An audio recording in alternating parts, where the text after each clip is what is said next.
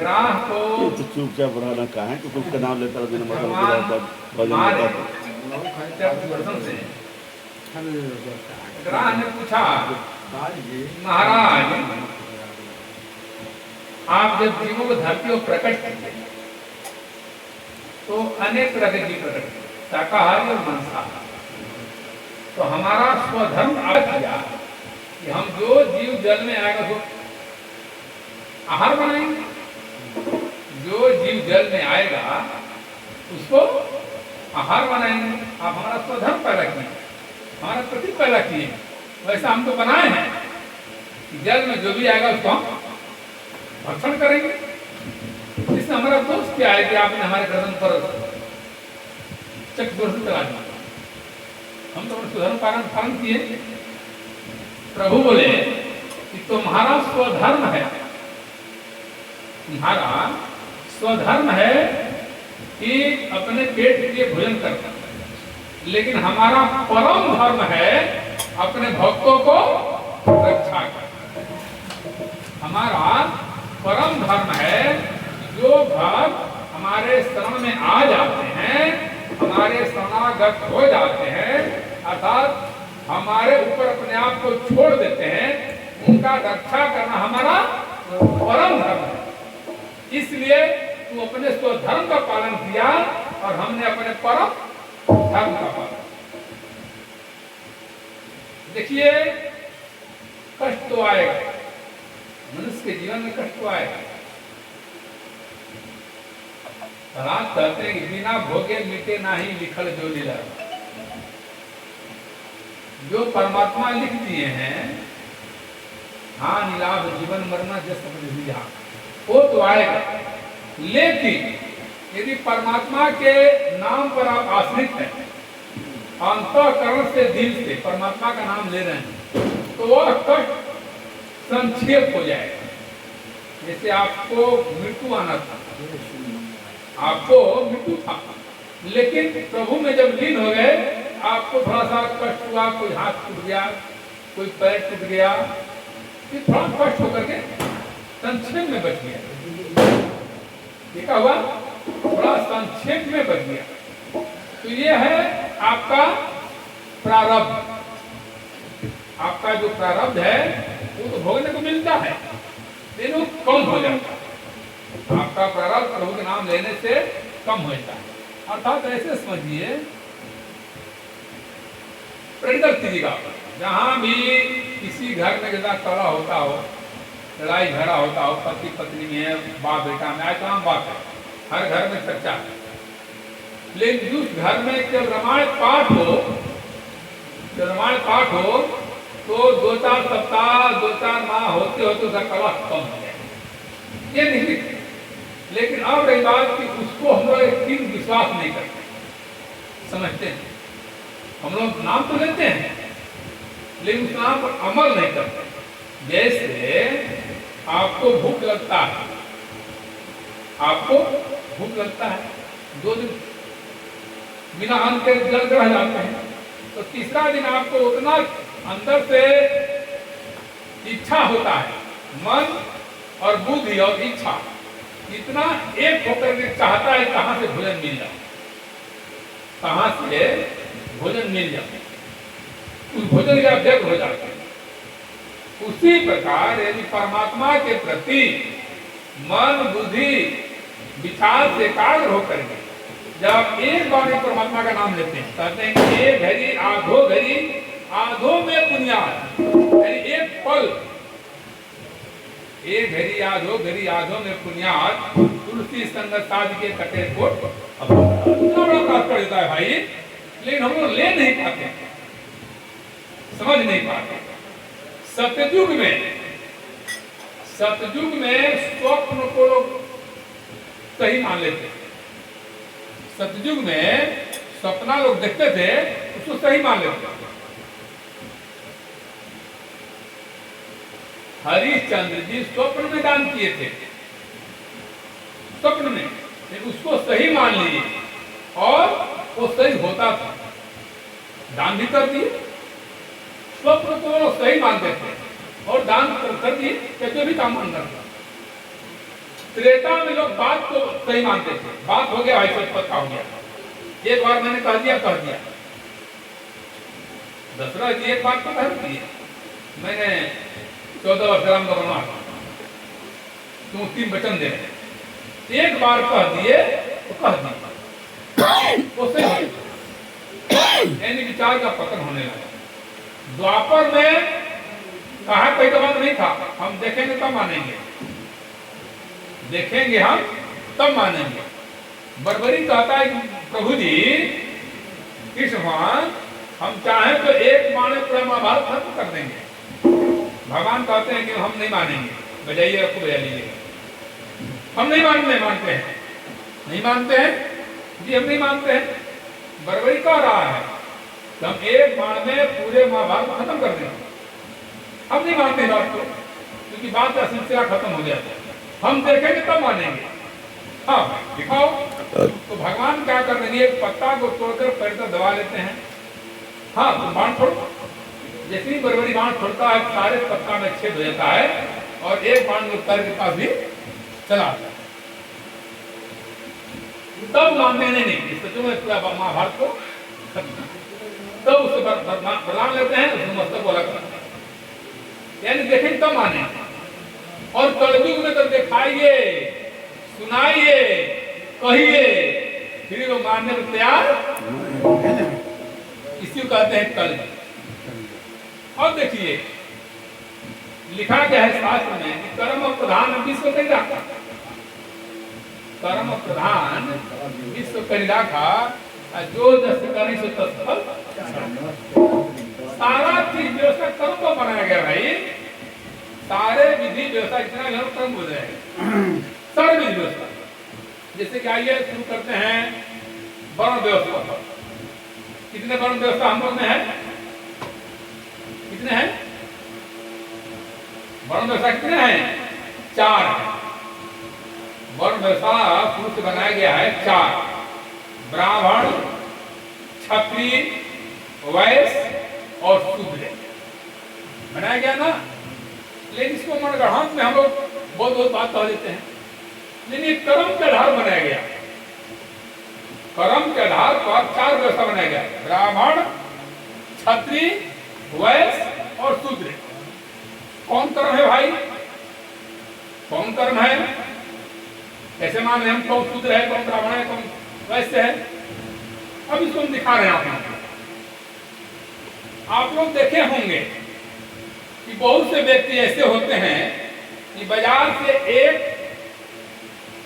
Omelette बनवा के, अंडा बनवा करके या मीट बनवा के ले जाएंगे, अब देखे होंगे, और घर ले गए, वहीं बीवी बैठी है, बच्चा बैठा है, माँ बैठी है, पिता बैठे हैं, 2 रोटी लिया और अपने ऑमलेट रोटी खा के पंच हो गया। दुनिया से उसको मतलब नहीं है। अब देखे होंगे कुछ व्यक्ति ऐसे हैं कि ले गए घर से एक चीज है, कोई चीज, और वहीं बच्चा बैठा है, पत्नी बैठी है, किसी से मतलब नहीं, वो खाएगा नहीं खाएगा, अपना पेट भर लिया। देखे नहीं देखे व्यक्ति, हम ही देखे।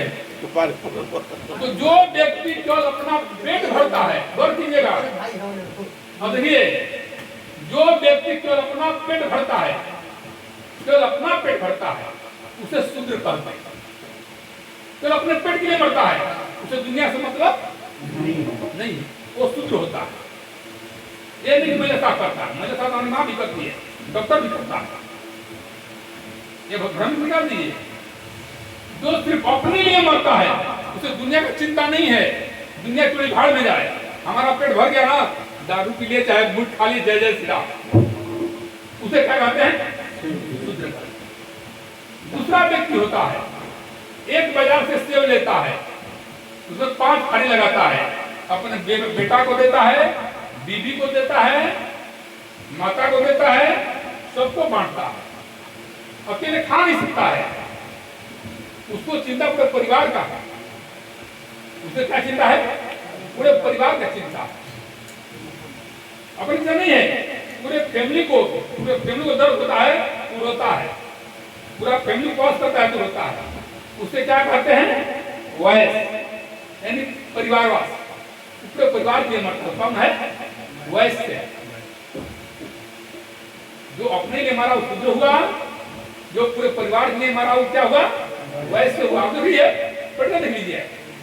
क्षत्रिय कौन होता है? अभी हम देखें, जो पूरे समाज के लिए मरता है। हमारा घर दरगाह है, किसी गरीब के यहाँ प्रयोजन होगा तो माली घर से कल आएगा बुलावा, तो कोई कमी तो उसके घर नहीं है, कोई परेशानी तो नहीं है। जो पूरे गांव के लिए मरता है, पूरे समाज को अपना परिवार समझता है, पूरे परिवार में रोता है, उसे क्या कहते हैं? क्षत्रिय कहते हैं।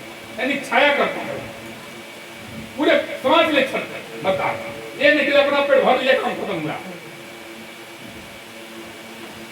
पूरे समाज में मरता है, वो क्षत्रिय होता है। और जो पूरे ब्रह्मांड के लिए मरता है, पूरे ब्रह्मांड के लिए, दिखाएंगे हम। यदि घटना हो गया दिल्ली में, यहाँ इधर होने, कैसे हो गया, उसे क्या कहते हैं? ब्राह्मण। यानी ब्रह्म पूरे ब्रह्मांड के लिए मर रहा है, यानी उसमें इतना ज्ञान की प्रखरता है। ज्ञान क्या किसे कहते हैं? जो सबको समेट ले, यानी जो ब्रह्म ज्ञान से परिपूर्ण हो जाए। दिल्ली में कोई मरा तो उसका आत्मा रोने लगा, ये नहीं कि अपने खा लिया लेकर एक पीसे, जी नहीं। पूरे ब्रह्मांड में जो मरता है, विश्वामित्र क्या करते हैं? असुरों का अत्याचार हो रहा है,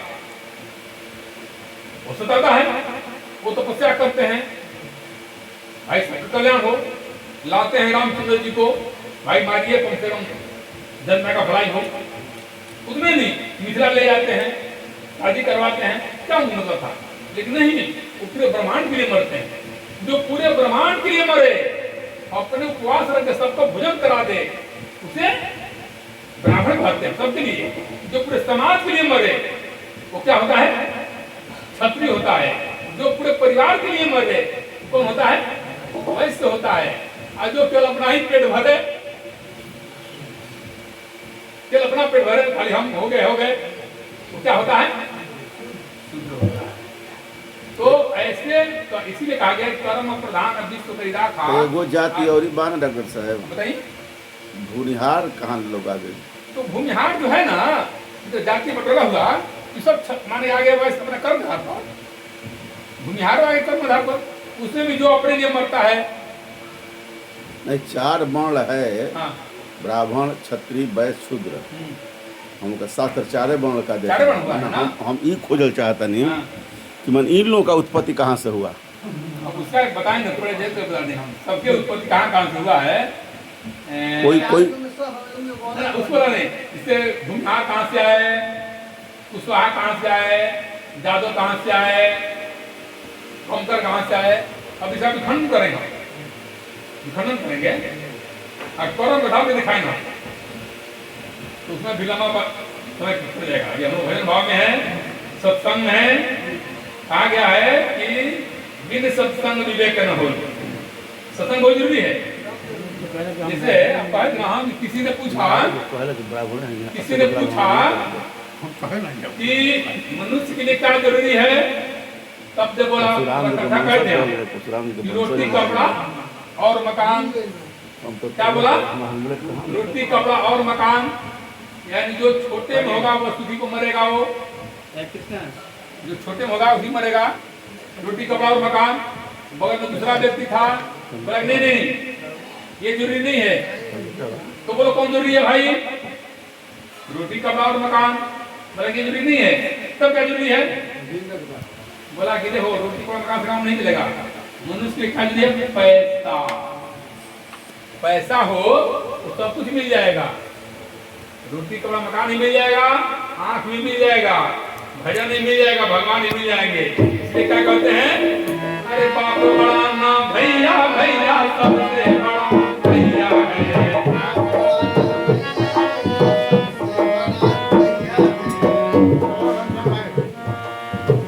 बाप बड़ा ना भैया, भैया सबसे बड़ा भैया है।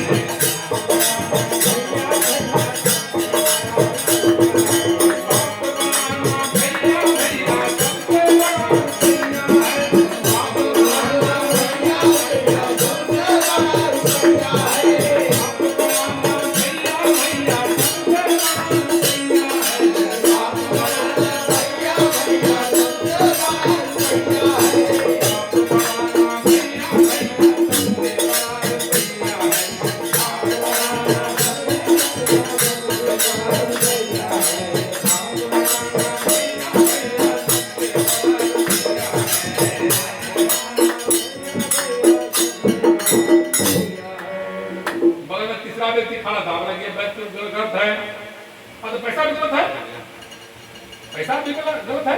हाँ, पैसा गलत है। तब क्या चाहिए तुमको? मनुष्य को क्या चाहिए? पैसा सबसे बड़ा है। इससे बड़ा क्या चीज हो सकता है? बोले पैसा से बड़ा होता है कौन? पैसा से बड़ा क्या चीज होता है? ये पैसा से बड़ा क्या चीज होता है? पैसा से बड़ा होता है ज्ञान। ज्ञान रहे तो बात को समझेगा, बात को मानेगा, पैसा पटोर कर रखेगा। ज्ञान न रहे तो कोई सरकार बनवाए बेटा बिका जाएगा। इसलिए पैसा, अगर पैसा नहीं टिकेगा जब ज्ञान नहीं होगा तब। इसलिए क्या कहते हैं? अरे ज्ञान बिना सब सुना सुना, ज्ञान बिना सब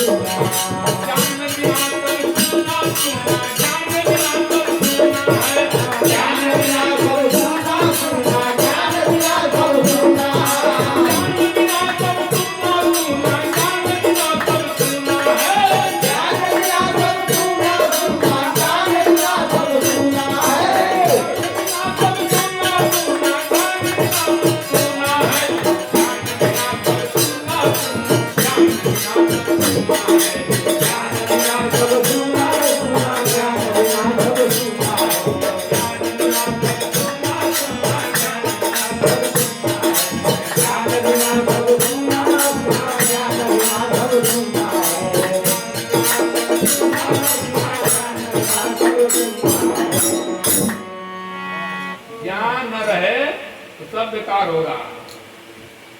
पैसा भी ज्ञान के बल पर डिपेंड करता है। यदि ज्ञान न रहे तो पैसा ही बेकार हो जाएगा। अर्थात हर बात बेकार हो जाता है। ज्ञान न रहे तो बात जहर बन जाता है। ज्ञान न रहे तो वही बात जहर बन जाता है। ज्ञान रहे तो वही बात अमृत बन जाता है। इसीलिए ज्ञान बिना सब सुनना, सुनना ज्ञान बिना सब। तो भाई बगल में चौथा व्यक्ति खड़ा था, बोला कि ज्ञान सबसे बड़ा है। बोला हाँ, ज्ञान सबसे बड़ा है। बोला नहीं, ज्ञान बड़ा नहीं है। ज्ञान बड़ा नहीं है? बोला ज्ञान बड़ा नहीं है। तब क्या बड़ा है बताओ? वो बोला बिन सत्संग विवेक न होई।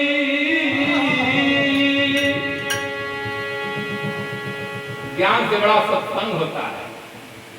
सत्संग का भाग में आदमी मुक्त बन जाता है। ज्ञान रहते भी अज्ञानी बन जाएगा। ज्ञान रहते भी अज्ञानी बन जाएगा। एमे कर्तव्य ओमे नहीं किया तो पशु बन जाता है। पैसा तो कमाया लेकिन समझ नहीं पाता। इसलिए ज्ञान तब सार्थक होता है जब ज्ञान में सत्संग होता है। इसलिए कहा गया कि बिन सत्संग विवेक न होई। राम कृपा बिनु दुर्लभ की सोई।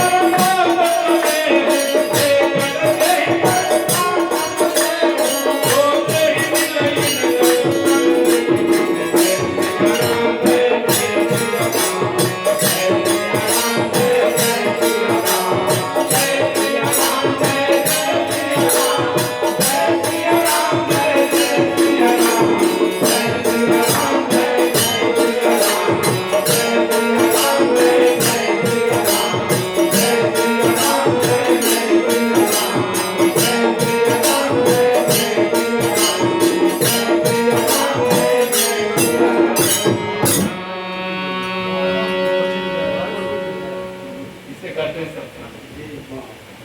और सत्संग का मेला कब होता है?